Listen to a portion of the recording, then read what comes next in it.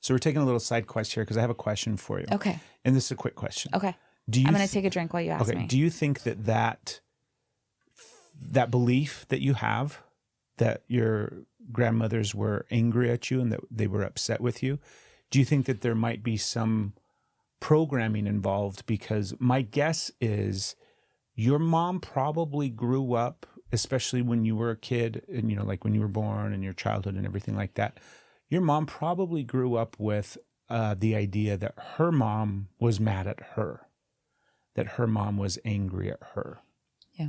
And then I think you have a similar program in regards to the relationship that you have with your mom as well. So maybe it's a relational thing where, women feel like their mothers are mad at them or angry at them or upset with them. And then that just gets not transposed, but kind of, carried over from grandmother to mother to granddaughter, so on and so forth. What do you think? Absolutely. Like these roots run deep. Okay. They are passed down from generation to generation. So Absolutely. back to, you had a lot of grandma energy coming in, but and it was throwing me because it was hard for me to let it in, especially a part of my space was healing the family trauma. I was cycle breaking the trauma that has been come. I was healing generational trauma. And I had to be the way that you lived, the pain that was caused, I'm stepping away from. I'm breaking this. I'm not doing this.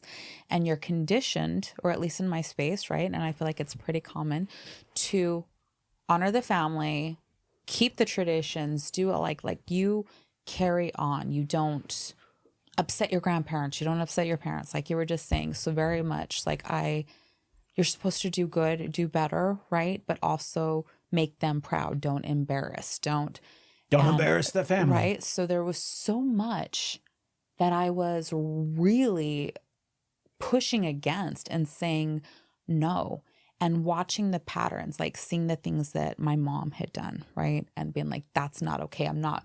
And it came also seeing the patterns that I took up and the behaviors that I passed on to our kids, and that I try to there's so much healing going on there. I'm I was wrong. But when I've instilled behaviors, just me saying, I'm sorry, I was wrong. I did this wrong. This isn't true. This was toxic. This was abusive. This is not healthy. This was wrong. You stand for yourself. Trust yourself. You can believe in yourself. You make good choices. You get to do what you want regardless of what anyone thinks. There's so much that I'm trying to undo, but after I've taught them, there's a point where now they have to unweave the cycles that I gave them. And I can't do that for them, which really sucks because I gave it to them. If I gave it to you, I should be able to take it back, damn it. But I can't. I can heal, I can be honest with them, I can show up with them, and I can work on me and be a space where they can come to and be I'm really upset with you, and understandably. Or the things that I'm healing and experiencing and unbreaking and uncovering, I get to share, right? I get to not, there's no gatekeeping with parenting. You give them the information in a healthy way. Anyways, sidetracking, moving back on, because that was You're a welcome little for that ADHD side quest. Back on the main journey now. I had, like I said, moving and unweaving all of these generational things. I was mad. I was also mad. It wasn't just that I felt like they were mad at me. I hit a part where I was mad at them.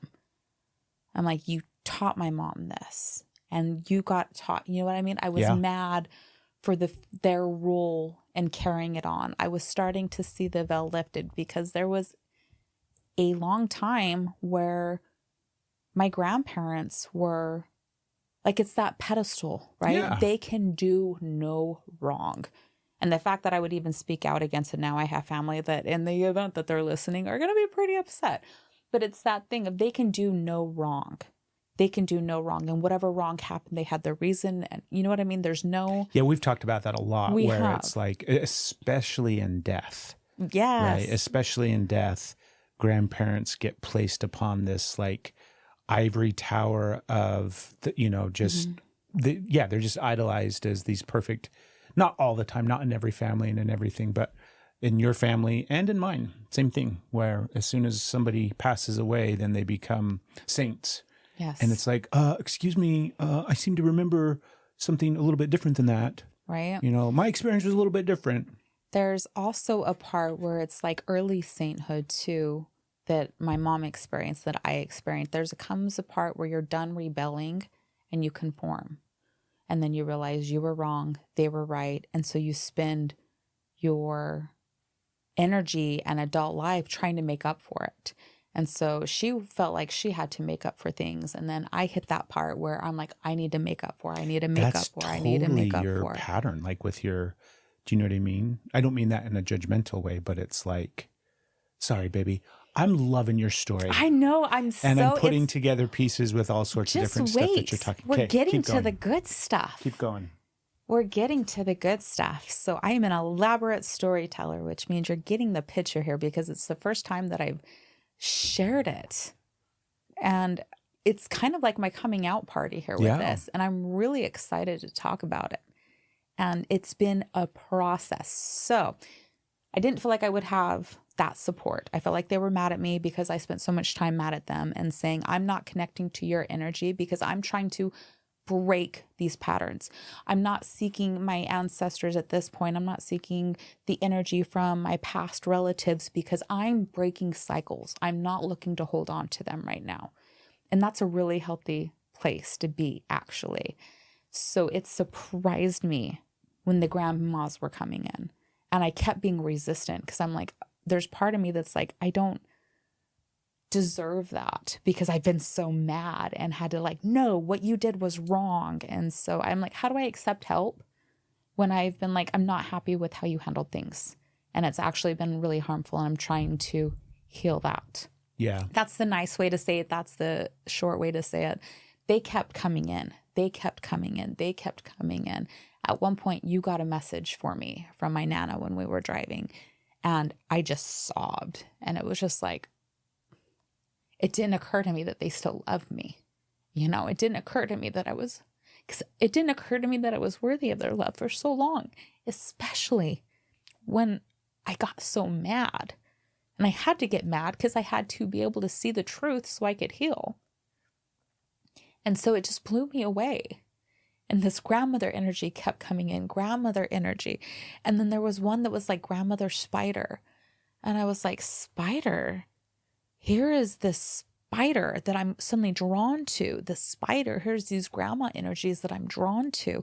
Here are these like things that are like pieces are connecting. And at one point it was like, I think somebody said the web we weave.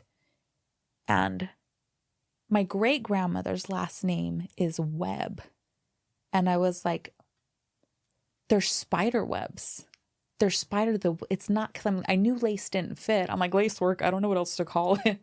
I'm like, they're webs. It's doily energy. It's doilies, right? Because you describe what you can grab. Yeah. And there's no way in hell I was going to be like, I'm web working. Because, you know, and I'm like, the spiders, it connects, the re-webbing, the redesigning. What do they do? It's terrible. Like if you break their web, they rebuild, they recreate. There's all things. I'm like, this is web work. We were meant to be.